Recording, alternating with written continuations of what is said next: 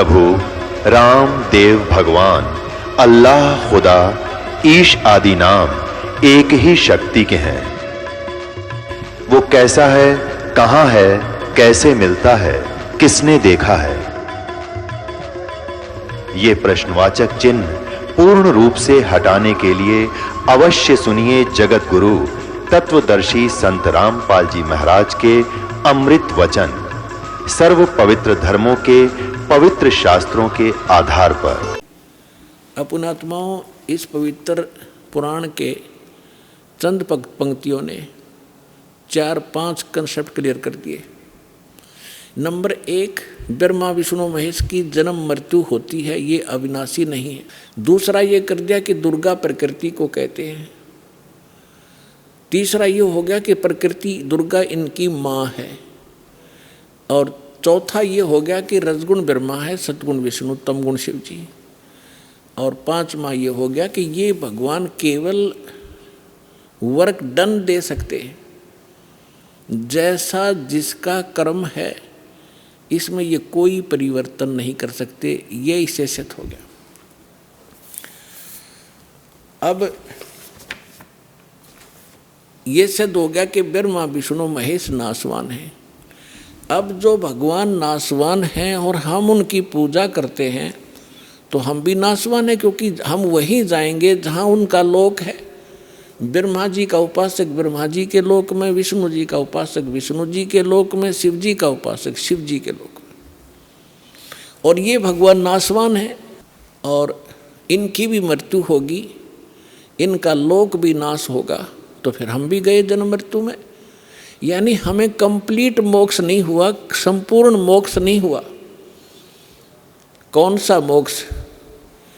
श्रीमद् भगवत गीता अध्याय नंबर 15 के श्लोक नंबर 1 से 4 में कहा है कि ये ऊपर को जड़ और नीचे को तीनों गुण रूपी शाखा वाला संसार रूपी वृक्ष है। और जो संत इसके सभी पार्ट्स को विभिन्न विभिन्न बता देगा वह तत्वदर्शी संत है, वेद के तात्पर्य को जानने वाला है। फिर बताया है कि उसके पश्चात गीता अध्याय नंबर 15 के श्लोक नंबर 4 में कहा है, जब तत्वदर्शी संत मिल जाए उसके पश्चात परमेश्वर के उस परम पद की खोज करनी चाहिए जहाँ जाने के बाद साधक लौटकर कभी संसार में नहीं आते। और जिस परमेश्वर ने सभी ब्रह्मांडों की रचना की है, अर्थात जिस परमेश्वर से संसार रूपी वृक्ष की प्रवृत्ति विस्तार को प्राप्त हुई है, भावार्थ है कि जिसने सब ब्रह्मांडों की रचना की है वो कंप्लीट गॉड है, वो पूर्ण परमात्मा है। केवल उसी की भक्ति करो, गीता ज्ञानदाता स्पष्ट कर रहा है। और फिर कहता है कि अर्जुन 4 अध्याय के 5 और 9 श्लोक में, दूसरे अध्याय के 12 श्लोक में गीता जी में, और 10वें अध्याय के दूसरे श्लोक में गीता ज्ञानदाता कहता, अर्जुन तेरे और मेरे बहुत जन्म हो चुके हैं, तू नहीं जानता मैं जानता हूँ। अब जैसे हम श्री कृष्ण जी को मानकर चलें कि श्री कृष्ण जी गीता का ज्ञान दे रहा है, इन अज्ञानियों के आधार से हम चलें, तो भी गीता ज्ञानदाता तो अपने आप को कह रहा है मैं नासवान हूँ, मेरी जन्म मृत्यु होती है। जिसकी स्वयं जन्म मृत्यु होती है और उसके उपासकों की भी जन्म मृत्यु होगी। गीता अध्याय नंबर 18 के श्लोक नंबर 62 में कहा, इसलिए कहा कि अर्जुन तू सर्वभाव से उस परमेश्वर की शरण में जा, उसकी कृपा, उस परमेश्वर की कृपा से तू परम शांति को और सनातन परम धाम को प्राप्त होगा। और उसकी शरण में जाने से तेरा कंप्लीट पूर्ण मोक्ष होगा।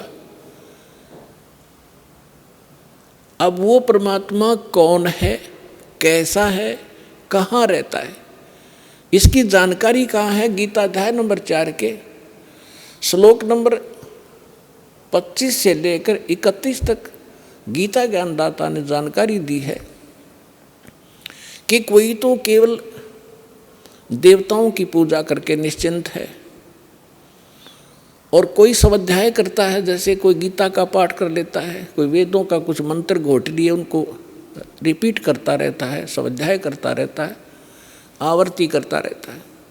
और कोई केवल योग अभ्यास ही करता है, कोई प्राण अपान, इसकी अपान की क्रिया को जैसे कुछ कहते हैं कि श्वास पर ध्यान रखो, बाहर आ रहा है अंदर जा रहा है, कोई बात हुई, ना ध्यान रखोगे तब भी ये तो आ जा रहा है। तो कहने का भाव ये है कि ये इस प्रकार की जो साधना करते हैं, कोई तपस्या करते हैं, घोर तप करते हैं, सब अपनी अपनी साधना को पापनाशक जानते हैं। यानी वो जो साधना जो कर रहा है उसने अंतिम मान रहा है, सही मान रहा है, यथार्थ मान रहा है। फिर तुरंत कहा चौथे अध्याय के 32वें श्लोक में कि अर्जुन, इन यज्ञों यानी धार्मिक अनुष्ठानों की जानकारी उस सच्चिदानंद घन ब्रह्म ने, सच्चिदानंद घन ब्रह्म ने, यानी पूर्ण परमात्मा ने, परम अक्षर ब्रह्म ने स्वयं आकर बताई है, अपनी अमृत वाणी में बोल के, अपने मुख कमल से बोलकर जो वाणी कही है वो सच्चिदानंद घन ब्रह्म की वाणी कहलाती है, कबीर वाणी है वो। उसमें इन अध्यात्म यज्ञों का, अनुष्ठानों की विस्तार से जानकारी दी गई है और वो तत्व ज्ञान है। उसके जानने के बाद तो सब पाप कर्मों से मुक्त हो जाएगा। अब चौथे अध्याय के 34वें श्लोक में कहा कि अर्जुन, उस तत्व ज्ञान को जो सच्चिदानंद घन ब्रह्म स्वयं अपने मुख कमल से आकर बोलता है, वो तत्व ज्ञान है। अपनी अमृत वाणी में बोलता है, अपने मुख से बोलता है, वो तत्व ज्ञान है। और उस तत्व ज्ञान को तू तत्वदर्शी संतों के पास जाकर समझ। उनको दंडवत प्रणाम करने से, कपट छोड़कर उनकी सेवा करने से वह तत्वदर्शी संत तुझे तत्व ज्ञान का उपदेश करेंगे। अपने आत्माओं, ये श्री मद् भगवत गीता का अनुवादकर्ताओं ने अपनी बुद्धि को श्री कृष्ण जी पर फिट रखा कि श्री कृष्ण जी गीता का ज्ञान दे रहे हैं, श्री कृष्ण जी परब्रह्म हैं, श्री कृष्ण जी ही पूर्ण ब्रह्म हैं। और इसी को आधार मानकर गीता जी का अनर्थ कर डाला इन्होंने अनुवादों का। अनुत्तम को और सर्वश्रेष्ठ लिख दिया।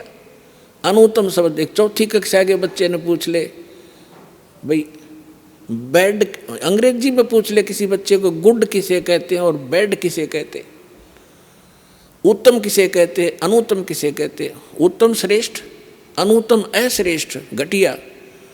अरे नाड़ियों ने, अज्ञानियों ने, अनुवादकर्ताओं ने अनुत्तम शब्द का अर्थ कर दिया जिससे उत्तम कोई और ना हो। है तेरा गजब है ये। अब थोड़ी सी झलक दिखाते हैं आपको कि गीता अध्याय नंबर 7 के श्लोक नंबर 12 से लेकर आपको 19 तक जानकारी देंगे आज। और जिसको सुनकर जो देखो पुण्यात्माओं, ये सत्संग है और ये ऐसा ज्ञान है, इसको समझने के बाद फिर संसार में कुछ भी समझना शेष नहीं रहेगा। पुण्यात्माओं, आप विद्यार्थी हैं, पूरे विश्व के मानव, आपको पोशाक अलग से मिली है। ये शरीर क्या है? एक तोला है। ये कवर हमारे ओरिजिनल शरीर के ऊपर, जो सूक्ष्म शरीर है उसके ऊपर ये कवर है, एक कपड़ा है। संतों ने इसको चोला कहा है। वस्त्र, गीता जी में इसको वस्त्र कहा है कि जैसे व्यक्ति पुराने वस्त्र त्याग कर नए वस्त्र ग्रहण कर लेता है, ये शरीर ऐसा है। तो ये जो ड्रेस आपको मिली है मानव वाली, आप विद्यार्थी हैं और आप अपना उद्देश्य भूल चुके हो क्योंकि आपको टीचर ठीक नहीं मिला। क्योंकि संसारिक व्यक्तियों के जो क्रियाएं हम देखते हैं, हम उसी में ढल गए कि बस इतना ही काम है हमारा। और कभी तीज त्यौहार हुआ तो थोड़ा बहुत बना के अपने करके पूजा पाठ खा लिया, बस इतना ही काम है। बाकी हमारा काम तो यही है, संसारिक करते हुए हमने ये इतना ही मान रखा था। बच्चे हो गए, इनका पालन पोषण कर दें, इनका विवाह कर दें, फिर इनका संतान हो जाए, हम मर जावा, फाइनल हो गया। अरे ये तो स्टार्ट भी ना करा मनुष्य का काम हमने, ये तो पशु पक्षी भी कर रहे थे इसी काम को।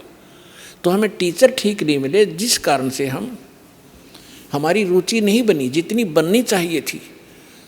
अब यदि परमात्मा ने ये विशेष मनुष्य जीवन ना देना होता, इसका कोई विशेष कार्य ना होता, तो एक 84 लाख प्रकार की बना दी योनियाँ, एक और बना देता उनके जैसी। ये उन पुण्यात्माओं को ये पोशाक मिली है जो बहुत पुण्यकर्मी प्राणी हैं, जो परमात्मा पाने योग्य नंबर प्राप्त हैं उनको, इसलिए उनको ये प्रवेश हुआ है इस भगवान वाली यूनिवर्सिटी में जिसमें परमात्मा पाया जा सकता है। उनको ये ड्रेस नारी मिलती है। स्कूल के बच्चे होते हैं, उनकी ड्रेस अन्य होती है, और अन्य जो बच्चे काम खेतों में करते हैं, मजदूरी करते हैं, उनकी ड्रेस अन्य होती है। इसी प्रकार आप विद्यार्थी हैं, और आध्यात्मिक गुरु जो होते हैं ये टीचर होते हैं, और टीचर का काम होता है कि सिलेबस पढ़ावे, अपनी लोक वेद दंत कथा नहीं सुनाओ बच्चों को। वो तो दुश्मन होता है उनका जो अब सिलेबस से हटकर ज्ञान देता है। तो आज तक जितने भी हमारे धर्म गुरु थे उन महापुरुषों को छोड़ जिनको भगवान मिले हैं, जिनके शुभ नाम दास ने पहले बता दिया आपको। बाकी सभी हमें लोक वेद सुना रहे थे, गीता अपने सदग्रंथों से हटकर ज्ञान सुना रहे थे। अब दास आपको सुनाना जा रहा है 7वें अध्याय में स्पष्ट लिखा है गीता ज्ञानदाता ने कि अर्जुन अब मैं तुझे ऐसा ज्ञान सुनाने जा रहा हूँ जिसको सुनकर, जिसको जानकर फिर संसार में कुछ जानना शेष नहीं रहेगा। अब देखिएगा, अब इससे पहले थोड़ा सा कंसेप्ट ये क्लियर करता हूँ। 4थे अध्याय का 32वें श्लोक में इन्होंने गड़बड़ कर रखी है, अनुवाद करता हूँ मैं। ये देखिएगा 4थे अध्याय का 32वां श्लोक, ये देखिएगा। ये है श्रीमद् भगवद गीता, गीता प्रेस गोरखपुर से प्रकाशित है। जयदयाल गोविंद का इसके अनुवादक हैं, और ये अध्याय नंबर 4 का और श्लोक नंबर 32। इसमें देखिएगा एवं बहुविधा यगा वितता, ये ब्रह्मणे शब्द है, ब्रह्मणे मुखे, ब्रह्मणे मुखे। आप एजुकेटेड हैं पुण्यात्माओं, परमात्मा ने आपको शिक्षा इसलिए दी है कि आप भगवान को पहचानने में सक्षम हो जाए। नहीं तो पिछला इतिहास देख ले, दास का जन्म जब हुआ हमारे यहाँ कोई शिक्षा नहीं थी, और सब सुख चैन से जिया करते थे, प्यार से रहते थे, बेईमाना नहीं था। इस शिक्षा ने हमारी नैतिकता खराब कर रखी है। जब से हम शिक्षित और अपने आप को विकास मानते हैं, जिसको बड़ा तरक्की कर ली, अपना पतन कर लिया हमने। ऐसी फिल्में देखते हैं बच्चे, ऐसा बिगड़ गया, आपस में प्रेम रहा नहीं। परमात्मा को मालूम था कि इसमें अवगुण बहुत हैं, इसलिए अभी तक हमारे तक इस विषय को आने नहीं दिया था एजुकेशन वाले को। अब देना, ये एजुकेशन देना अनिवार्य समझा कि इसके बगैर ये समझ नहीं सकते भगवान कौन है, कैसा है। ये हमारे काल के दूत इनको मूर्ख बनाए बैठे, इसलिए परमात्मा ने आपको शिक्षा दी। और ये इंस्ट्रूमेंट बनाए जो आज आप प्रोजेक्टर देख रहे हो, चिप देख रहे हो, मोबाइल में अपना सत्संग सुन रहे हो, ये गॉड गिवन है, मनुष्य के सतर की बुद्धि का बनाया हुआ नहीं है। पुण्यात्मा 1994 में दास ने सत्संग शुरू किया था गुरुदेव के आदेश से। उससे पहले चैनल नहीं थे, उससे पहले ये VCR होया करती से मोटे मोटे लीड तरह से होया करती, DVD वो चला करती थी, थोड़ी थोड़ी चली, शुरुआत हुई थी उनकी। और ना कोई TV चैनल थे। अब परमात्मा ने विस्फोट किया, ऐसे साधन बना दिए कि परमात्मा के बच्चे ये यथार्थ ज्ञान को घर बैठे देखेंगे और भगवान को पहचान कर दौड़े आएंगे, अपना कल्याण करवाएंगे और सदा के लिए सुखी हो जाएंगे। तो इसलिए ये रूबरू आपके किया जा रहा है कि ये अपने वो सद्ग्रंथ जिनको आप शिरोधार्य मानते रहे हो, अब श्रीमद् भगवद गीता का स्थान हिंदू समाज के अंदर अद्वितीय है। और जब हमारे वो क्यों है, क्योंकि इसके अंदर एक अनमोल ज्ञान है, इसलिए शिरोधार्य हमारे को और बहुत आदर से हम इस ग्रंथ का नाम लेते हैं, श्रीमद् भगवद गीता जी। अब इसमें लिखा क्या है, ये हमें संदेश क्या दे रहा है, इसके विपरीत हमें बताया जा रहा था। अमृत के स्थान पर हमें विष खिलाया जा रहा था। तो अब हम विष अमृत खाएंगे, विष त्याग देंगे। जब हमें पहचान हो जाएगी, तो इस पहचान के लिए आपको ये सद्ग्रंथ रूबरू कराए जाते हैं। अब देखिएगा, ये है अध्याय नंबर 4 का श्लोक नंबर 32।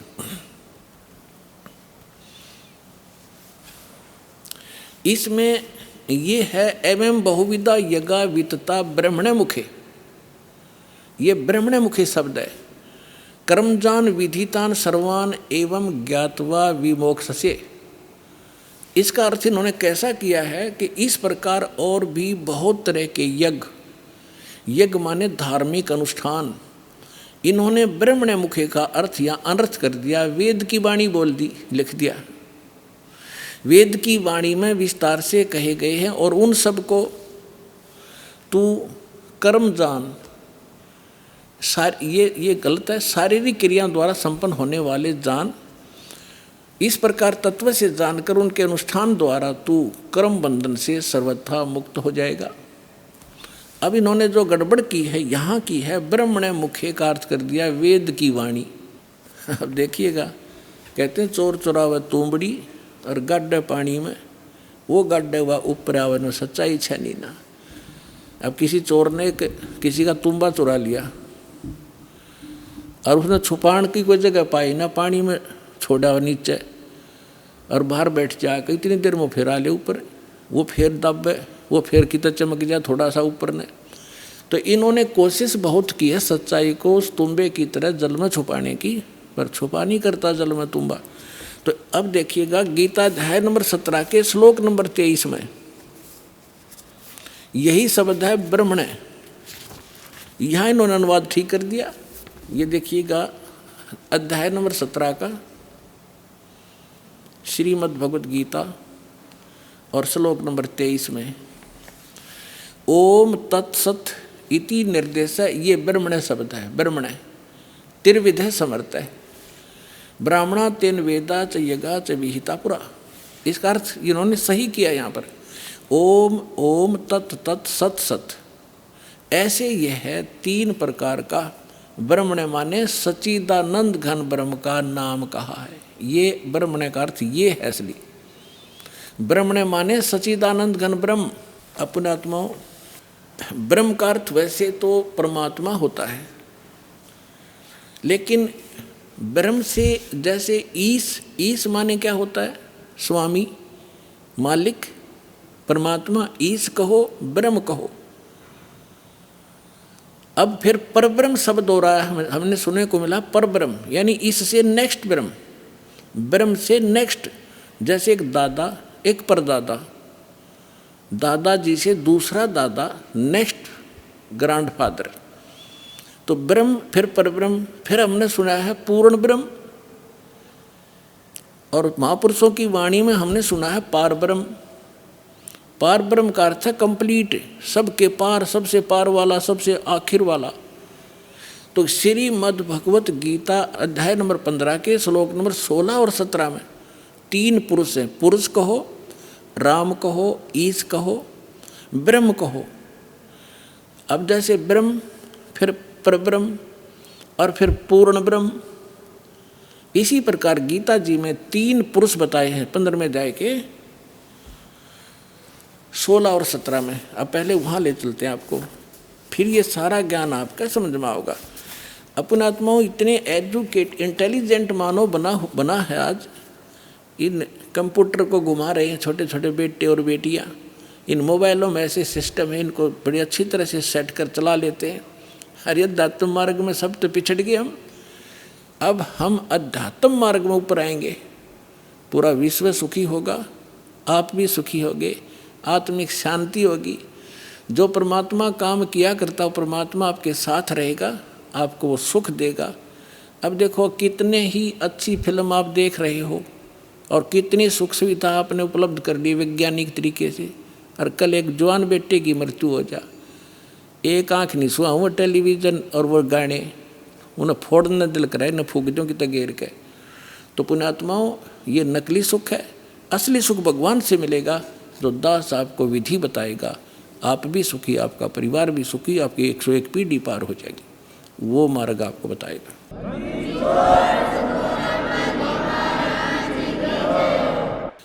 अब देखिएगा 15वें अध्याय का 16 और 17 में 3 पुरुष हैं, 3 भगवान हैं, 3 ब्रह्म हैं। अध्याय नंबर 15 का ये श्लोक नंबर 16 यहाँ पर है।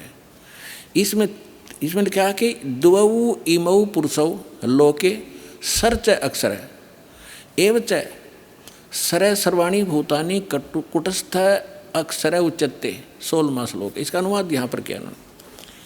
इस संसार में नाशवान और अविनाशी भी ये दो प्रकार के पुरुष हैं। अब देखो, इन्होंने सर माने नाशवान, अक्षर माने अविनाशी कर दिया। ये लिखना था इस संसार में सर पुरुष और अक्षर पुरुष, ये पुरुष है ना, ये दोनों संस्कृत में इसके साथ भी लगाया जाता है, अक्षर पुरुष और सर पुरुष। ये और इनको देखें तो नाशवान और अविनाशी ये दो प्रकार के पुरुष हैं। पुरुष माने परमात्मा है, प्रभु हैं, भगवान हैं, ईश हैं, स्वामी हैं। और संपूर्ण प्राणियों के शरीर तो नाशवान है, जीवात्मा अविनाशी कहा जाता है। अब क्या है, ये सरपुरुष कितना मालिक है, अक्षर पुरुष कितना मालिक है, और परम अक्षर। अब तीसरा कौन है, वो तीसरा पहले दिखाते हैं आपको। तीसरा जो है वो परम अक्षर पुरुष है। अब यहाँ आपने 15वें अध्याय के 16वें श्लोक में दो पुरुष हैं, सरपुरुष और अक्षर पुरुष। ये इस दो प्रकार के पुरुष हैं, और इनके अंतर्गत जितने प्राणी हैं वो नाशवान हैं, और ये स्वयं भी नाशवान है। जीवात्मा तो गधे की भी नहीं मरती, कुत्ते की भी नहीं मरती। अब यहाँ देखो 15वें अध्याय के 17वें श्लोक में क्या लिखा है कि उत्तम पुरुष है तू अन्य। ये उत्तम पुरुष माने श्रेष्ठ परमात्मा तो इन दोनों से अन्य है, सर पुरुष और अक्षर पुरुष से। सर पुरुष सर और अक्षर, नाशवान और विनाशी, ये दो प्रकार के पुरुष हैं। इसमें लिखा है 17वें श्लोक में 15वें अध्याय के कि उत्तम पुरुष है तू अन्य परमात्मा इति उद्धारत है। ये लोग तरम आवी से विभर्ती अवैश्वर है। उत्तम पुरुष तो अन्य ही है, इन दोनों से कोई और है वो श्रेष्ठ भगवान परम अक्षर ब्रह्म तीसरे नंबर का। उत्तम पुरुष तो अन्य ही है जो तीनों लोकों में प्रवेश करके सबका धारण पोषण करता है। अविनाशी परमेश्वर परमात्मा इस प्रकार कहा जाता है। इसी 15वें अध्याय के प्रथम मंत्र में ये देखिएगा, 15वें अध्याय का प्रथम मंत्र में इसमें कहा है कि ऊर्ध्व मूलम अधः शाखम अश्वत्थम प्राहु अवम छंदासी यस्य पर्णानि ये तम वेद स वेदवित्। इन्होंने अनुवाद किया है कि ऊर्ध्व मूलम, आदि पुरुष परमेश्वर मूल वाले, इसका अर्थ करना था ऊर्ध्व माने ऊपर को, जड़ वाला वो तो पूर्ण परमात्मा है। और अधः शाखम, यहाँ इन्होंने अधः का अनर्थ कर दिया, ब्रह्मा रूप मुख्य शाखा वाले। नहीं, अधः माने नीचे होता है, ऊर्ध्व माने ऊपर होता है। इसमें अधः दो बार है, अधः अधः, ये दूसरे श्लोक में। अब यहाँ इन्होंने, और ऊर्ध्वम भी है, यहाँ देखो, इन्हीं का अनुवाद देखते हैं। अधः माने नीचे है, अधः माने नीचे, अधः माने नीचे, और ऊर्ध्व माने ऊपर, ऊर्ध्वम माने ऊपर। अब यहाँ देखो, हम फिर आगे वापस 15वें अध्याय के प्रथम श्लोक में, ऊर्ध्व मूलम अधः शाखम, ऊर्ध्व मूलम अधः शाखम, ये अधः शाखम, ये ऊर्ध्व मूलम अधः शाखम अश्वत्थम प्राहु अवम अविना छंदासी यस्य पर्णानि ये तम वेद स वेदवित्। अब इन्होंने ये गलत किया है, यह लिखना था ऊपर को जो जड़ वाला, ऊपर को जड़ वाला वो तो परमेश्वर है, पूर्ण परमात्मा है, ये ठीक है। अधः शाखम गलत कर दिया, नीचे को शाखा वाला, और संसार रूपी पीपल के वृक्ष को अविनाशी कहते हैं, वेद जिसके पत्ते कहे गए हैं। और उस संसार वृक्ष को जो व्यक्ति, जो संत मूल सहित तत्व से जानता है वह है सवेदवित्, वह वेद के तात्पर्य को जानने वाला है। वो तत्वदर्शी संत है जो इस संसार रूपी वृक्ष के सभी विभागों को बता देगा। ये देखिएगा, संसार रूपी वृक्ष दिखाता हूँ आपको पहले। ये है ऊर्ध्व मूलम अधः शाखम, अधः शाखम, ऊर्ध्व मूलम अधः शाखम अश्वत्थम प्राहु अवम छंदासी यस्य पर्णानि ये तम वेद स वेदवित्। अब देखिएगा, ये है वृक्ष जो जमीन से बाहर दिखाई देता है। परमेश्वर ने, कबीर परमेश्वर जी ने 600 वर्ष पहले अपना ज्ञान बताया था एक, और वो लीला ऐसी ही करते हैं, अपने मुख कमल से यथार्थ ज्ञान बोलते हैं, और उस ज्ञान को फिर लिपिबद्ध कर लिया जाता, वो सच्चिदानंद घन ब्रह्म की वाणी कहलाती है। उसमें उन परमात्मा ने कहा था अक्षर पुरुष एक पेड़ है और सरपुरुष वाकी डार, निरंजन कहो सरपुरुष कहो, और तीनों देवा शाखा है बाई पाते रूप संसार। उस परमेश्वर ने वो परमात्मा जैसे रामानंद जी को मिले थे, स्वामी रामानंद जी को, उन्होंने जब परमात्मा को ऊपर देखा, फिर नीचे उसी एक सिंपल वेशभूषा में धाणक जुलाहे रूप में बनारस में देखा। जब कहा था दोहु ठोड़ है एक तू भया एक से दो, और गरीबदास हम कारणे तुम आए हो मगदो, तुम साहेब तुम संत हो, तुम सतगुरु तुम हंस, और गरीबदास तेरे रूप बिना। रामानंद जी कह रहे और न तू जान से, तुम ही साहेब हो तो परमात्मा हो, सतगुरु सच्चा ज्ञान देने वाले आप ही हो, तुम साहेब तुम संत हो, तुम सतगुरु तुम हंस। और गरीबदास जी जैसे तुलसीदास जी ने रामायण को लिखा था, चित्रार्थ किया था, उस प्रकार गरीबदास जी को परमात्मा ने दिव्य दृष्टि दी थी। वो सारी सच्चाई गरीबदास साहिब जी ने अपनी वाणी में लिखा है, इसलिए गरीबदास जी का नाम आता है। लेकिन वार्ता चल रही है रामानंद जी और परमात्मा की। तुम साहेब तुम संत हो, तुम सतगुरु तुम हंस, गरीबदास तेरे रूप बिना और न दूजा हंस। बोलत रामानंद जी सुनो कबीर करतार, कहे कबीर गरीबदास सब रूप के तुम ही सृजनहार। तो यहाँ बताया जाता है कि तुम सतगुरु भी आप ही हो, सच्चा ज्ञान आपके बिना इस पृथ्वी पर कोई जानता ही नहीं। तो परमात्मा आए थे, एक हम उसको कवि कह करके फाइनल कर दिया, उनकी क्लोज कर दी फाइल को। अब फिर खोल लेंगे जब देखियो लाल की पहचान होने के बाद आपको पता लगेगा लाल कौन है। तो उस परमेश्वर ने 600 वर्ष पहले उस सच्चिदानंद घन ब्रह्म की वाणी में, अपनी कबीर वाणी में क्या लिखा था? अक्षर पुरुष एक पेड़ है, सरपुरुष वाकी डारे, तीनों देवा शाखा है ये पात रूप संसारे।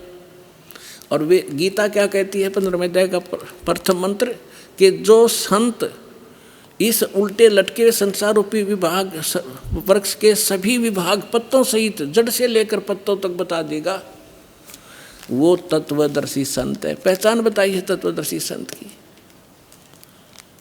अब देखिएगा, ये है पूर्ण परमात्मा, ये परम अक्षर ब्रह्म है, ये ऐसे लेंगे। ये है जड़ जो मूल है, ऊर्ध्व मूलम, ये परम अक्षर ब्रह्म है, पूर्ण ब्रह्म परमेश्वर। और ये तना अक्षर पुरुष, ये जो बाहर दिखाई देता है ये तो अक्षर पुरुष है तना, और इससे एक मोटी डार निकली है, वो सरपुरुष समझो, सरपुरुष। और ये तीन रजगुण ब्रह्मा सतगुण विष्णु तम गुण शिवजी रूपी ये तीन शाखाएं, और ये पात रूप संसार है।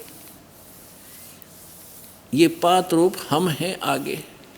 और मूल कौन है? ये स्वयं है परमात्मा, ये स्वयं है परमात्मा। ये देखिएगा, ये कौन है? ये कबीर साहिब है, पूर्ण ब्रह्म कबीर साहिब, परम अक्षर ब्रह्म। ये सारे संसार के आधार हैं, ये सब के धारण पोषण करने वाले हैं। जैसे वृक्ष की, जैसे संसार रूपी वृक्ष की जो परवरिश होती है वो जड़ से होती है। अब दास आपको जहाँ लाना चाहता है वहाँ लाएगा। गीता अध्याय नंबर 15 के श्लोक नंबर 1 आपने पढ़ लिया। इसमें स्पष्ट कर दिया कि तत्वदर्शी संत कैसा होगा। ये देखिए, ये है 15वें अध्याय का प्रथम श्लोक। इसमें बताया है कि ऊर्ध्व मूलम अधः शाखम अश्वत्थम प्राहु अवम छंदासी यस्य प्रणानी ये तम वेद सवेदवित। ऊपर को जड़ और नीचे को तीनों गुण रूपी शाखा वाला, ये इसको सारा कंप्लीट मिलाकर हम पढ़ेंगे ना। ऊर्ध्व मूलम अधः शाखम, नीचे को शाखा वाला पढ़ो इसको। और अश्वत्थम यानी संसार रूपी पीपल के वृक्ष को अविनाशी कहते हैं। वेद, ये वेद नहीं है। जैसे छंद का अर्थ होता है विभाग, किसी एक शब्द का एक ही अर्थ नहीं होता, कि जो इन सभी छंदों को, सभी विभागों को तत्व से जानता है। सरपुरुष कौन पोर्शन है इस संसार रूपी वृक्ष का, मूल कौन है और डार कौन है, शाखा कौन है, जो इन सभी को जानता है, सवेदवित, वो तत्वदर्शी संत है। तो परमेश्वर ने 600 वर्ष पहले बताया, इस दास ने परमात्मा से प्राप्त इस ज्ञान को आपके रूबरू कराया। अक्षर पुरुष एक पेड़ है, सरपुरुष वाकी डार, और तीनों देवा शाखा है ये पात रूप संसार। तो यहाँ इस श्रीमद् भगवत गीता भी यही बताते हैं कि तीनों गुण रूपी, यहाँ देखिए आगे 15वें अध्याय का ये दूसरा मंत्र आप देखिएगा, उस संसार वृक्ष की तीनों गुण रूप, आय हाय पुण्यात्मा ये सदग्रंथ हैं। यदि इन BA MA की पुस्तकों को एक बच्चा पढ़ समझ सके, टीचर की क्या आवश्यकता थी, इतने बड़े कॉलेज बनाने की क्या आवश्यकता थी। इन किसी भी अपने धर्म ग्रंथ गुरुओं को अपने सदग्रंथों का कख भी पता नहीं। ये कोड वर्ड है, तीनों गुण रूपी शाखा। अब पहले ये बताते तीन गुण कौन है। समझदार को संकेत ही बहुत होता है, ये दिखाता हूँ। ये मार्कंडेय पुराण, जिनको हम श्रोधार्य मानते रहे सभी पुराणों को, मार्कंडेय पुराण गीता प्रेस गोरखपुर से प्रकाशित, सचित्र मोटा टाइप।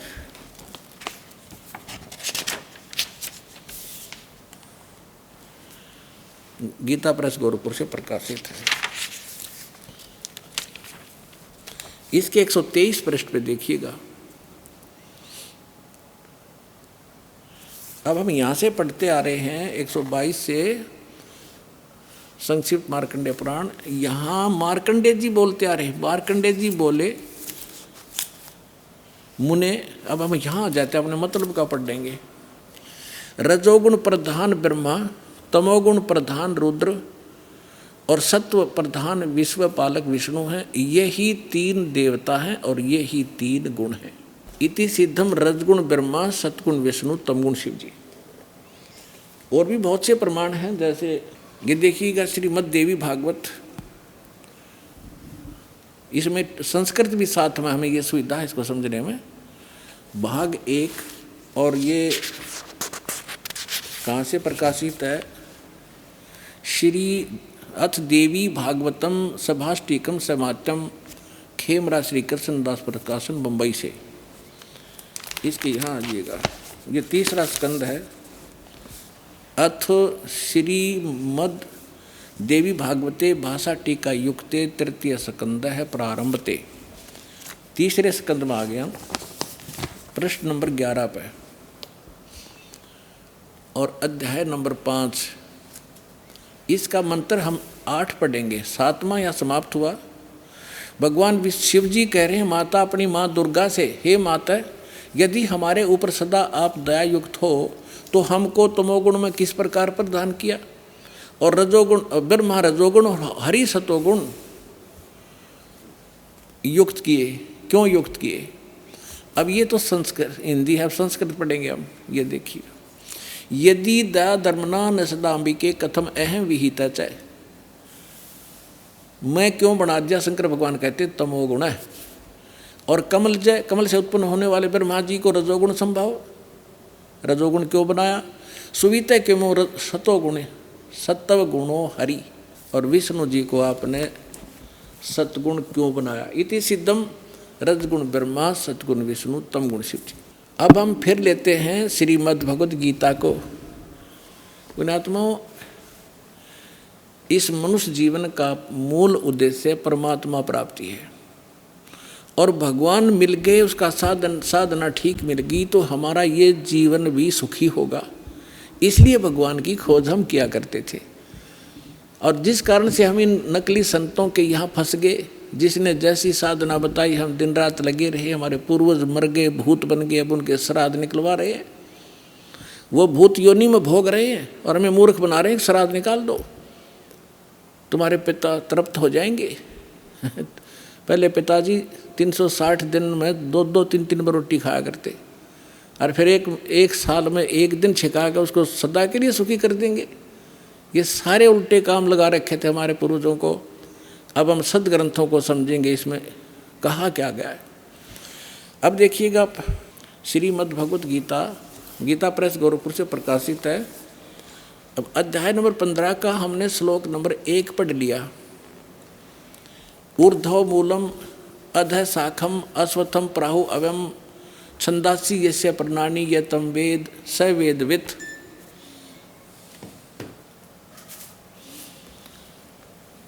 ऊर्ध्व मूलम माने ऊपर को, आदि ऊपर को जड़ दो है वो तो पूर्ण परमात्मा समझो। नीचे को अधः शाखम, नीचे को शाखा है, ये संसार रूपी पीपल का वृक्ष को अविनाशी कहते हैं, वेद जिसके पत्ते कहे गए हैं। उस संसार वृक्ष को जो पुरुष मूल सहित जानता है, यानी जड़ से लेकर पत्तों तक जानता है, वह सवेदविद, वह वेद के तात्पर्य को जानने वाला है, अर्थात वो तत्वदर्शी संत है। अब अगले में कहा दूसरे में, उस संसार वृक्ष की तीनों गुण रूप, रजगुण ब्रह्मा, सद्गुण विष्णु, तमगुण शिवजी रूपी, ये दल से बड़ी हुई नहीं, विषय पर वाला शाखा, विषय वासना रूपी ये तीनों शाखाएं हैं, रजगुण ब्रह्मा, सद्गुण विष्णु, तमगुण शिवजी, नीचे और ऊपर, सर्वत्र नहीं, अधः माने नीचे, ऊर्ध्व माने ऊपर, नीचे और ऊपर फैली हुई है। और इस मनुष्य लोक में हमारे कर्मों के अनुसार बांधने की भी ये मुख्य कारण है। कर्मानुबंधनी मूल्यानी, ये हमें यहाँ कर्मों के आधार पर यही रखते हैं, जैसे जिसका कर्म है उसको वैसा ही देते रहते हैं। किसी के अच्छे पुण्य है तो उसको अच्छा देते रहेंगे, जिसका पाप है उसको दुख देते रहेंगे, इसमें कोई परिवर्तन ये नहीं कर सकते। और हमें यहाँ बांधे रखने के ये मूल कारण है। अब देखो, नीचे और ऊपर, सभी लोकों में नहीं, नीचे और ऊपर फैली हुई है। अब तीसरे में क्या कहा है कि इस संसार वर्ष का स्वरूप जैसा कहा है वैसा यहाँ विचार काल में नहीं पाया जाता। यानी मेरे और तेरे डिस्कशन में जो गीता जी का ज्ञान मैं दे रहा हूँ, इसमें मैं कंप्लीट नहीं बता पाऊँगा उस परमात्मा के बारे में। इसलिए ऑप्शन छोड़ रखा है इसने। चौथे अध्याय के 34वें श्लोक में कहा कि उस तत्व ज्ञान को जो परमात्मा स्वयं अपने मुख कमल से बोलता है, चौथे अध्याय के 32 और 34 में, वो तत्व ज्ञान है। उस तत्व ज्ञान को तू तत्वदर्शी संतों के पास जाकर समझ। गीता ज्ञानदाता कहता मैं नहीं जानता उसको कंप्लीट। यहाँ स्पष्ट कर रहा है कि यहाँ विचार काल में जो गीता का ज्ञान मैं तुझे दे रहा हूँ, मैं इसको कंप्लीटली नहीं बता पाऊँगा। तेरे और यहाँ मेरे विचार काल में ये पूर्णतः नहीं पाया जाता, उसको किसी और से समझ। ये देखिएगा, इस संसार वृक्ष का स्वरूप जैसा कहा है, यानी सृष्टि रचना जैसी मुझे पता है, वैसा यहाँ विचार काल में, यानी गीता जी के डिस्कशन में, इस विचार विमर्श में नहीं पाया जाता। इसमें नहीं मिलेगा तेरे को, क्योंकि न तो इसका आदि है न इसका अंत। इसको पता नहीं गीता ज्ञानदाता को, तथा न इसकी अच्छी प्रकार कोई सचिथि है। इसलिए इस सुविरुद्ध मूलम, यानी सुविरुद्ध माने अति दृढ़ मूल वाले, यानी परमात्मा के जो परमात्मा का जो ऊपर का लोक है, सतलोक, अलखलोक, अगमलोक और अकहलोक, जिसे नामी लोक कहते हैं, वो अविनाशी है, उसका कभी नाश नहीं होता। इसलिए सुदृढ़ मूल तो उसका सुदृढ़ कहा है। वो सुदृढ़ मूलम, सुदृढ़ यानी अविनाशी रूपी मूल वाले जो स्थान जहाँ भगवान रहता है वो अविनाशी है। यहाँ उसका संकेत देखिएगा, सुविरुद्ध मूलम, इस अति दृढ़ मूल वाले अश्वत्थ संसार रूपी पीपल के वृक्ष को दृढ़ इन्होंने क्या कर दिया, असंग शस्त्रेण छित्वा, इन्होंने कर दिया वैराग रूप शस्त्र द्वारा काट कर। ये कहना था तत्व ज्ञान रूपी शस्त्र द्वारा काट के, यानी उस तत्व ज्ञान जो मैं वो संत बतावेगा, भगवान का बोला हुआ ज्ञान वो बताता है, वो है तत्व ज्ञान रूपी शस्त्र। उस ज्ञान रूपी उलझी हुई गुत्थी को तत्व ज्ञान रूपी शस्त्र तक काट के, उसके पश्चात ये देखिए 15वें अध्याय का 4था श्लोक, गीता अध्याय नंबर 15 और श्लोक नंबर ये है 4। उसके पश्चात उस परम पद रूप परमेश्वर को भली भांति खोजना चाहिए, जिसमें गए हुए पुरुष यानी साधक फिर लौटकर संसार में नहीं आते, और जिस परमेश्वर से पुरातन संसार वृक्ष की प्रवृत्ति विस्तार को प्राप्त हुई है, उसी आदि पुरुष नारायण की मैं शरण हूँ।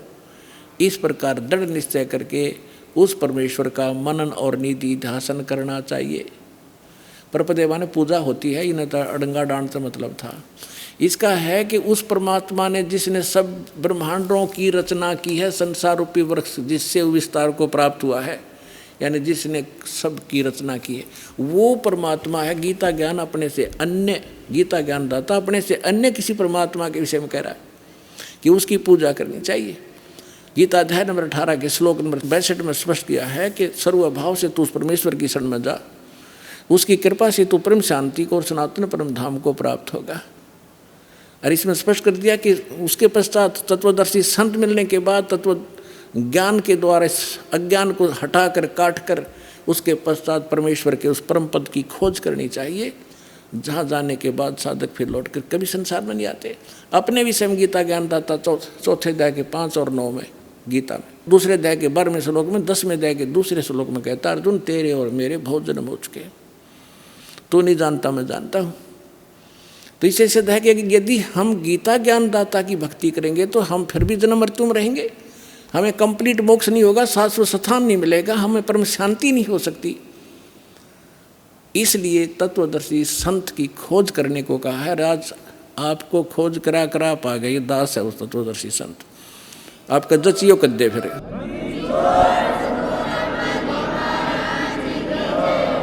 अब आपको फिर लाते हैं 15वें अध्याय के 16 और 17 2 श्लोकों पर।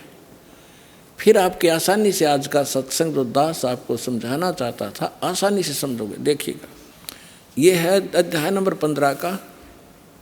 अब श्लोक नंबर हम 16 यहाँ से पढ़ा था, फिर देख लेते हैं। दिवौ इमौ पुरुषौ लोके सर्च अक्षरः एव च सरय सर्वाणी भूतानि कुटस्थ अक्षर उच्यते। इन्हीं का अनुवाद पढ़ लेते हैं। 15वां अध्याय। इस संसार में नासवान सर्वनाशवान अक्षर अविनाशी 2 प्रकार के पुरुष माने परमात्मा, प्रभु, ब्रह्म 2 कहे हैं। और संपूर्ण प्राणियों के शरीर ना तो नाशवान है, जीवात्मा अविनाशी कही जाती है। फिर ये 17वें में तुरंत कहा कि उत्तम पुरुष है तू अन्य, वो श्रेष्ठ भगवान तो इन दोनों से कोई और है। और परमात्मा इसी उदाहरत है जिसको भगवान कहा जाता है।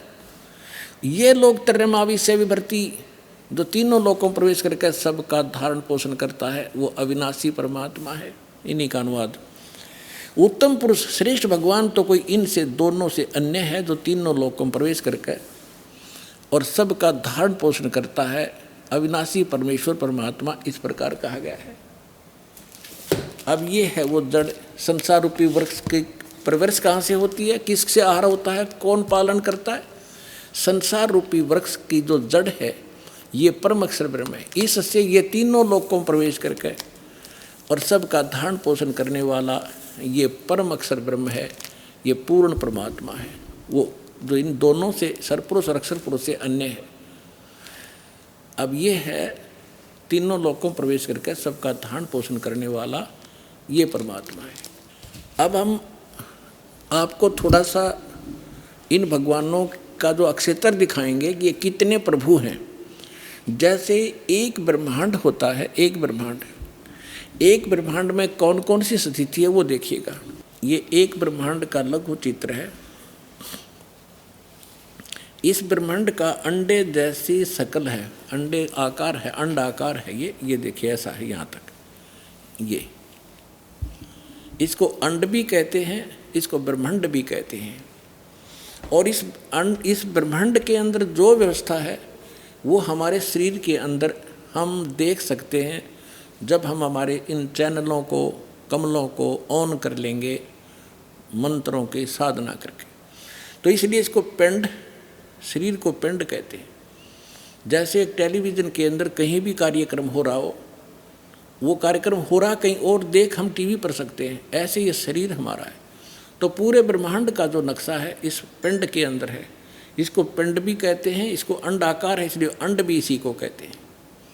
अरे राधा स्वामी वाले ये नकली पिंड अलग बताते हैं, अंड अलग बताते हैं, और ब्रह्मांड न्यारा क्या पता नहीं इनको। ये देखिएगा तो ये इस ब्रह्मांड के अंदर क्या क्या व्यवस्था है।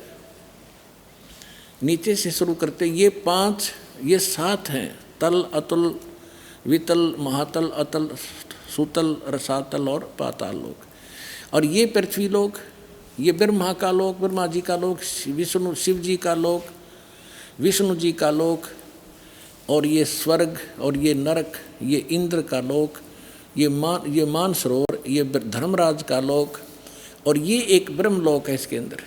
ये सारा ब्रह्मलोक कहलाता है। इतना ये एक ब्रह्मलोक है। इसमें इसने क्या कर रखा है, नकली सतलोक, ये महाइंद्र काल भी, फिर नकली सतलोक, नकली अलखलोक और नकली अगमलोक और नकली अनामी लोक की रचना इस काल ने करवा रखी। ये दुर्गा जी का लोक, यहाँ इसने गुप्त स्थान बना रखा है और इस गुप्त स्थान पर कोई नहीं जा सकता इस काल की रजा से बिना। ब्रह्मा विष्णु महेश का पिता है। इसने 3 स्थान बना रखे हैं, एक रजोगुण प्रधान क्षेत्र, एक तमोगुण प्रधान क्षेत्र, एक सतोगुण प्रधान क्षेत्र, जिसमें ये रजो इस ब्रह्मा रूप में ये अपना ऐसा रूप बना लेता है ब्रह्मा जी जैसा, और दुर्गा को ये अपनी पार सावित्री के रूप में रखता है। इन दोनों के संयोग से इस रजोगुण प्रधान क्षेत्र में रहते हुए जो पुत्र उत्पन्न होता है इसकी शकल जैसा हो जाता है, उसको ब्रह्मा नाम दे देता है और वो रजोगुण युक्त हो जाता है। इसी प्रकार ये सतोगुण युक्त स्थान है, इसमें स्वयं विष्णु रूप धारण करता है, दुर्गा को महालक्ष्मी रूप में रखता है। इन दोनों के संयोग से इस सतोगुण प्रधान क्षेत्र में रहने से जो पुत्र उत्पन्न होता है वो सतोगुण युक्त हो जाता है और उसका नाम विष्णु रख देते हैं। इसी प्रकार ये शंकर रूप बना लेता है, दुर्गा को पार्वती रूप में रखता है और इन दोनों के संयोग से तमोगुण प्रधान क्षेत्र में जो पुत्र उत्पन्न होता है वो तमोगुण युक्त हो जाता है। इसलिए रजगुण ब्रह्मा, सतगुण विष्णु और तमगुण शिव जी की उत्पत्ति करके ये फिर नीचे के लोकों का प्रधान बना देता है, इनको एक एक द्वीप दे देता है। और ये तीनों भगवान केवल पृथ्वीलोक, स्वर्गलोक और इस पाताल लोक, इन 3 लोकों के ऊपर ही ये प्रभुता रखते हैं इस एक ब्रह्मांड में। बस इतने मालिक हैं, इतने स्वामी हैं। और ये जो ब्रह्म है इनका पिता सरपुरुष, ये केवल 21 ऐसे 21 ब्रह्मांडों का स्वामी है। ये देखिएगा, आप जी ने जो ब्रह्मांड देखा था ये वाला, अब ये समझो ये एक गेंद सी होगी और ये 21 ब्रह्मांड का अक्षेत्र है इस सरपुरुष का। गीता अध्याय नंबर 15 के श्लोक नंबर 16 और 17 वाले में 3 पुरुष हैं। ये सरपुरुष का क्षेत्र है 21 ब्रह्मांड। ये एक ब्रह्मांड है जिसको गेंद दिखाई देती है आपको, गेंद सी। 5 ब्रह्मांडों को इकट्ठा करके इसने एक महाब्रह्मांड बना रखा है। ऐसे 4 ब्रह्मांडों में 20 महाब्रह्मांडों में 20 ब्रह्मांड रोक रखे हैं। इसके बाद इसने एक ब्रह्मांड जैसा क्षेत्र ये अलग से और है, ये तो एक लिखने के लिए समझाने के लिए अलग लिखा है। यहाँ भी इसने एक धोखा कर रखा है, नकली सतलोक, नकली अलखलोक, नकली अगमलोक और नकली अनामी लोक भी 21वें ब्रह्मांड में भी रचना करवा रखी है। ये तपस्शिला जहाँ बैठ कर ये 1 लाख मानव शरीरधारी प्राणियों को खाता है, ये काल ब्रह्मा विष्णु महेश का पिता। और यहाँ से फिर आगे निकल जाते हैं, परब्रह्म का लोक में जाना होता है। अब देखिएगा इसके बैक में कंप्लीट देखेंगे।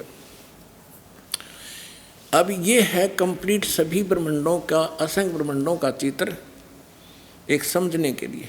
अब जो आपने देखे थे वो 21 ब्रह्मांड, अब ये है 21 ब्रह्मांड। ये सरपुरुष का क्षेत्र है, सरपुरुष का, बस इतना, ये इतना। और इसके बाद ये है परब्रह्म कहो, इसको अक्षर पुरुष कहो। इसे नेक्स्ट ब्रह्म जो है ये 7 संख्य ब्रह्मांड, इससे कई गुना बड़ा है। ये इस अक्षर पुरुष का केवल इतना ही अक्षेत्र है 7 संख्य ब्रह्मांड का, और ये है वो परम अक्षर ब्रह्म, असंख्य ब्रह्मांड का स्वामी। ये असंख्य, ये छोटे छोटे दिखे सारे ब्रह्मांड हैं, सारे अलग अलग से। आइए अब हम उन श्रद्धालुओं के अनुभव जानते हैं जो जगत गुरु तत्वदर्शी संत रामपाल जी महाराज जी से दीक्षा प्राप्त कर चुके हैं तथा उनके द्वारा बताए गए भक्ति मार्ग पर चल रहे हैं। नमस्कार जी। नमस्कार सर। क्या नाम है जी आपका? जी मेरा नाम दीपक साहू है। कहाँ से हैं जी आप? जी मैं छत्तीसगढ़ के राजनांदगांव जिले से हूँ। संत रामपाल जी महाराज से नाम दीक्षा आपने कब ली? मैं संत रामपाल जी महाराज से नाम दीक्षा 19 जून 2017 में ली हूँ। संत रामपाल जी महाराज से नाम दीक्षा लेने से पहले क्या आप कोई भक्ति साधना भी करती थी?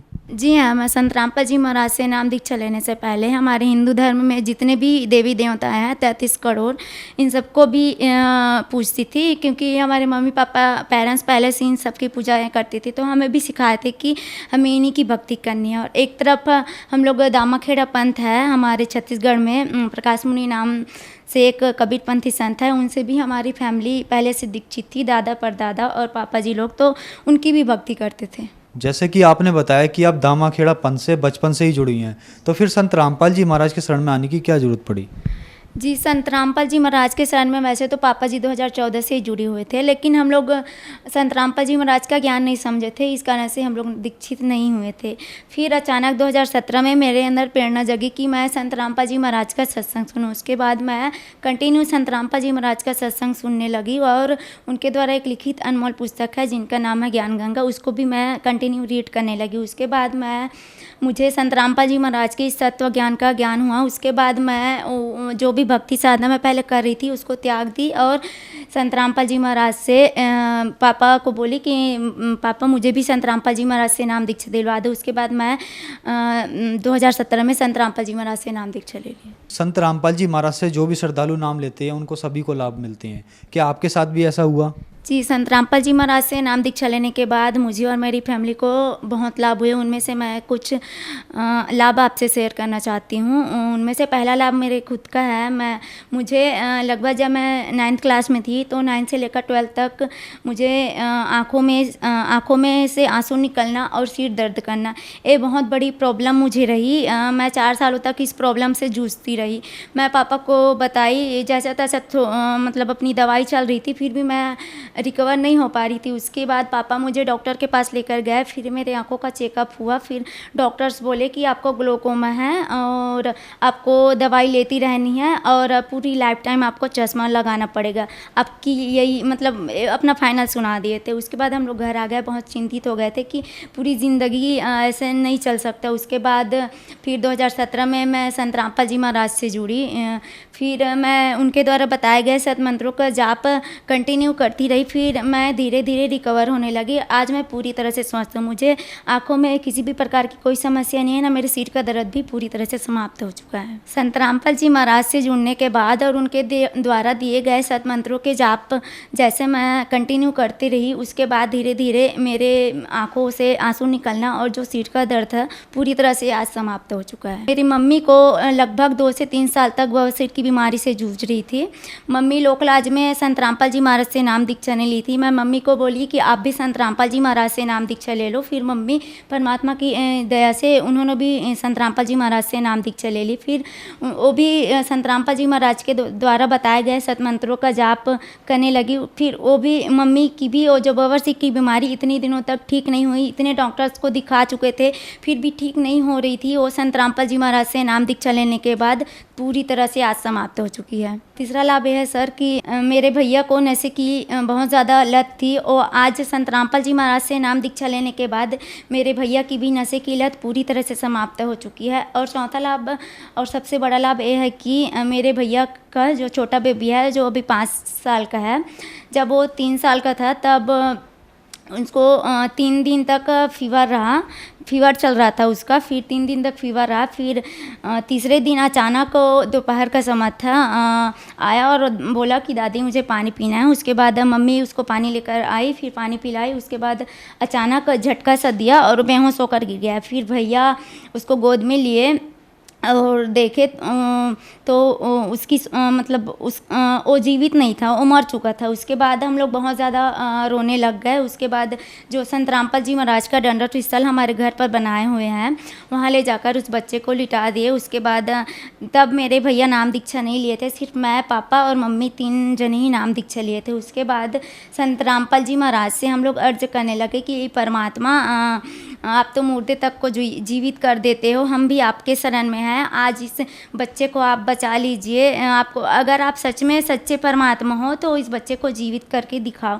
क्योंकि भैया नाम दीक्षा नहीं लेते तो सबसे ज़्यादा वही बोले कि अगर आप सच में पूर्ण परमात्मा हो, अगर मुर्दे तक को जीवित करने की आप शक्ति रखते हो तो आज इस बच्चे को जीवित करके दिखा दो। उसके बाद संत रामपाल जी महाराज के आश्रम से हमें अमृत जल और प्रसाद मिलता है, उसे उस बच्चे को खिलाए, दंडवत किए संत रामपाल जी महाराज को और उस बच्चे को अमृत जल और प्रसाद खिलाए। उसके बाद 30 मिनट के बाद वह बच्चे की शरीर में हलचल होना शुरू हो गया और वह बच्चा 30 मिनट के बाद उठकर बैठ गया, जीवित हो गया। तब हमें प्रमाण मिला और मन में में भी मतलब दृढ़ हुआ हमारा विश्वास कि वाकई में आप पूर्ण परमात्मा हो, जो मुर्दे तक को भी जीवित कर देते हो परमात्मा। आज तो हम हमारे आंखों के सामने एक घटना घटी है। फिर उसके बाद मेरे भैया को भी दृढ़ विश्वास हुआ। फिर उन्होंने भी 2 घंटे बाद जाकर संत रामपाल जी महाराज से नाम दीक्षा ले ली। पहले जब हम संत रामपाल जी महाराज से नहीं जुड़े थे तो हमारी आर्थिक स्थिति बहुत ज़्यादा ख़राब रहती थी।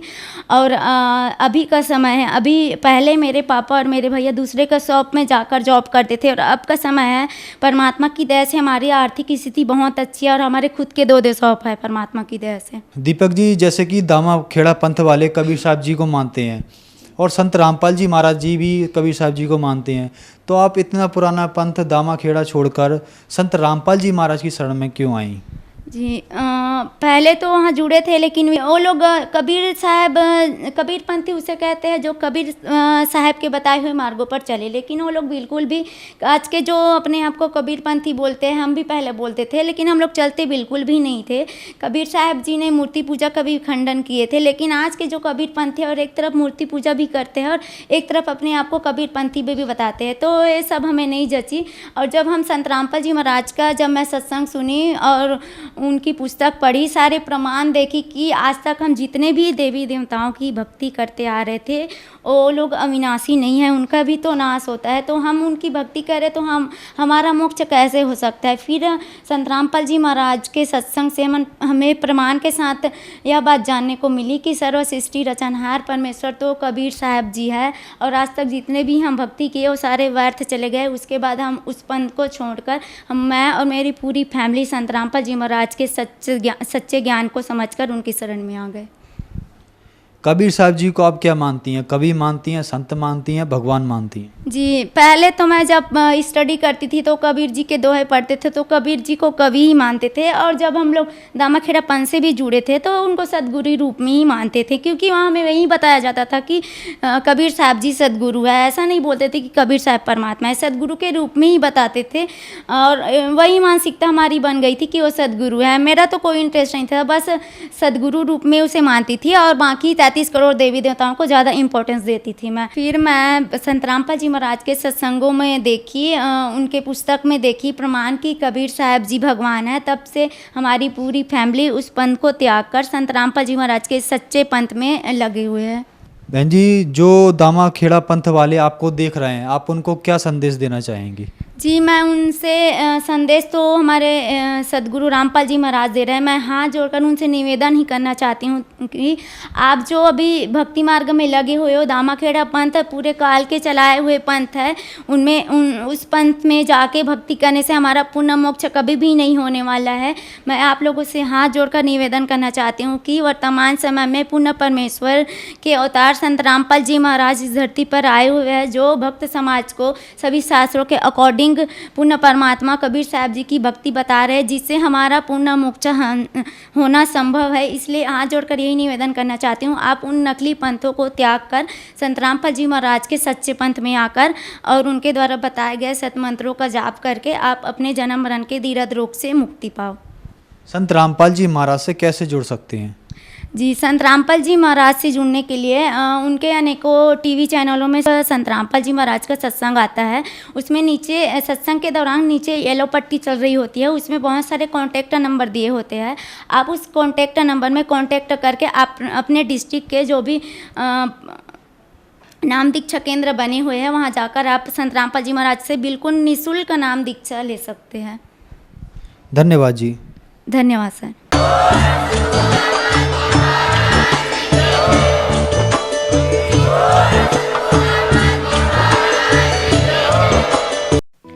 आप सुन रहे थे जगत गुरु तत्वदर्शी संत रामपाल जी महाराज के मंगल प्रवचन।